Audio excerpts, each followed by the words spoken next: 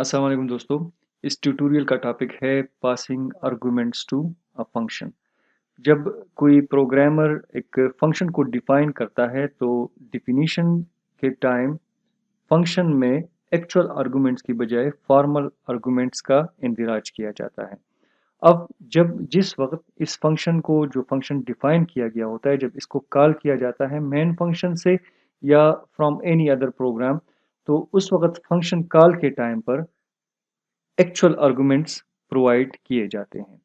तो चलिए एक छोटे से प्रोग्राम से आगाज करते हैं।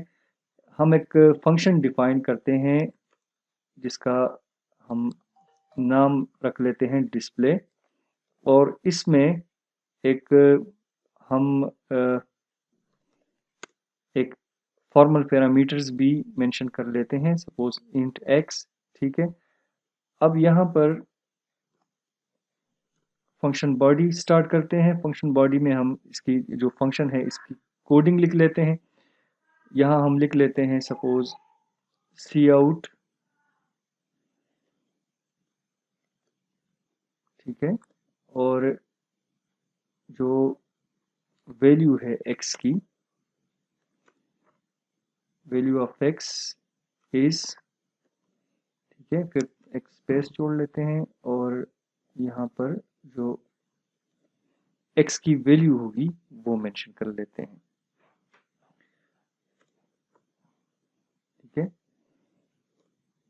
अब यहाँ पर क्या करते हैं हम कि मेन फंक्शन में आके इस ये जो फंक्शन हमने अभी जस्ट डिफाइन किया है डिस्प्ले के नाम से, और इस जो एक आर्गुमेंट का फंक्शन है सिंगल आर्गुमेंट फंक्शन यानी एक्स, जिसका फॉर्मल पैरामीटर हमने दिया है, अब इसी को कॉल करते हैं डिस्प्ले फंक्शन को। डिस्प्ले जस्ट हमने नेम लिखना होता है, और यहाँ पर जब हम किसी सपोज इस फंक्शन को हमने कॉल करना है, ठीक है, डिस्प्ले, तो यहाँ इस कोडिंग के मुताबिक ये परफॉर्मेंस हमें शो करता है। अब यहाँ पर कोडिंग क्या है, डिस्प्ले को जब हमने कॉल करना है तो इसमें हमने एक वेरिएबल इसको प्रोवाइड करना ही है, क्योंकि हमने इसके जो फॉर्मल पैरामीटर है या फंक्शन का जो पैरामीटर है वो हमने एक दिया है इंटीजर टाइप का एक्स। अब हमने इसको एक इंटीजर टाइप की वैल्यू भी पैरेंथेसिस में देनी है ताकि ये फंक्शन सही तरीके से परफॉर्म कर सके। अब ये जो वैल्यू है ये किसी भी फंक्शन को तीन मुख्तलिफ तरीकों से दी जा सकती है। पहला तरीका ये है कि हम इसको डायरेक्टली जब डिस्प्ले को कॉल करें तो कोई कांस्टेंट प्रोवाइड कर लें, साथ में कोई कांस्टेंट वैल्यू दे दें। दूसरा तरीका ये है कि एक वेरिएबल हम मेन फंक्शन में या जिस प्रोग्राम में आप कोडिंग करना चाहते हैं उसमें आप एक वेरिएबल्स डिक्लेयर कर लें या डिफाइन कर लें। ठीक है, और फंक्शन कॉल के वक्त उस उन वेरिएबल्स को इस फंक्शन को प्रोवाइड करें। ठीक है, यानी जब हम फंक्शन को कॉल करेंगे तो उसके लिए कांस्टेंट की बजाय हम वेरिएबल प्रोवाइड करेंगे। लेकिन फिलहाल हम ये जो प्रोग्राम लिख रहे हैं इसमें हम डिस्प्ले फंक्शन हमने अभी डिफाइन किया है, इसको हम करेंगे कॉल बाय कांस्टेंट। ठीक है, जिस तरह आपकी बुक में टॉपिक है, तो हम जब डिस्प्ले को कॉल करेंगे तो यहाँ पर हमने एक कांस्टेंट वैल्यू प्रोवाइड करनी है। सपोज हम लिख लेते हैं 50 यहाँ पर। ठीक है, तो ये क्या करेगा, डिस्प्ले 50 जैसे ही कॉल होगा तो यहाँ पर x को वैल्यू क्या मिलेगी, 50। अब x जहाँ पर भी यूज हुआ है इस फंक्शन के डिफिनीशन के अंदर, तो वो रिप्लेस हो जाता है 50 से। ठीक है, अब देखें,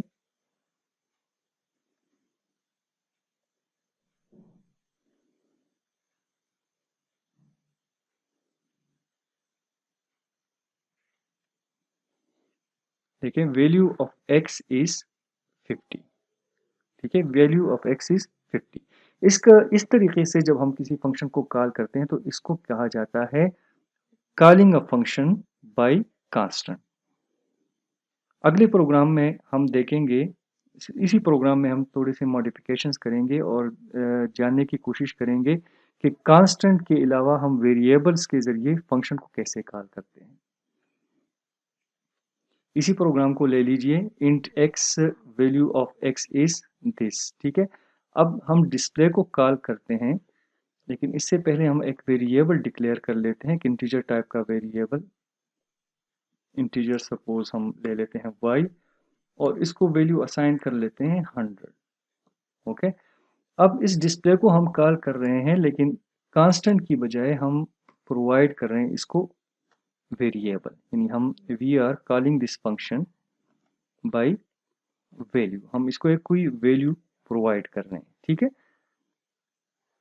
देखें, इंट डिस्प्ले इंट एक्स, एक पैरामीटर हमने प्रोवाइड करना है। वो पैरामीटर कांस्टेंट भी हो सकता है और वेरिएबल भी हो सकता है, लेकिन शर्त यह है कि वैल्यू असाइंड हो। यानी अगर कांस्टेंट है तो जाहिर है कि वो तो डायरेक्ट इमीडिएट वैल्यू ही होती है, लेकिन अगर आपने इसको वेरिएबल प्रोवाइड करना है तो वो वेरिएबल भी डिक्लेयर्ड और डिफाइंड हो, यानी इसकी जो डेटा टाइप है वो भी मेंशन हो, और साथ ही जो वैल्यू है वो भी इसको असाइन हुई हो, ठीक है। तभी ये हमारे पास ये फंक्शन जो है वो सही तरीके से काम करेगा।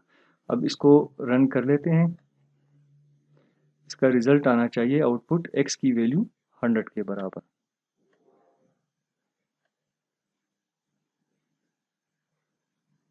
ओके, तो वैल्यू ऑफ x इज 100। ठीक है, अब हमने फंक्शन को कॉल करने के दो तरीके डिस्कस किए। एक था फंक्शन को कॉल करना कांस्टेंट के जरिए, और दूसरा तरीका क्या था, किसी भी फंक्शन को कॉल करना वैल्यू के जरिए, calling a function by constant. और ये जो अभी हमने जो तरीका देखा ये था calling a function by value, ठीक है। अगले लेक्चर के अगले पार्ट में हम देखेंगे कि इसके अलावा जो तीसरा तरीका है जो कहलाता है calling a function by reference, वो क्या है, वो किस तरह काम करता है, और वो काफ़ी डायनेमिक तरीका है। वो कई मौक़ों पे हम यूज़ कर सकते हैं। तो वो ट्यूटोरियल भी इसके बाद हम आपको मैं प्रोवाइड करूँगा, वो भी देख लीजिएगा।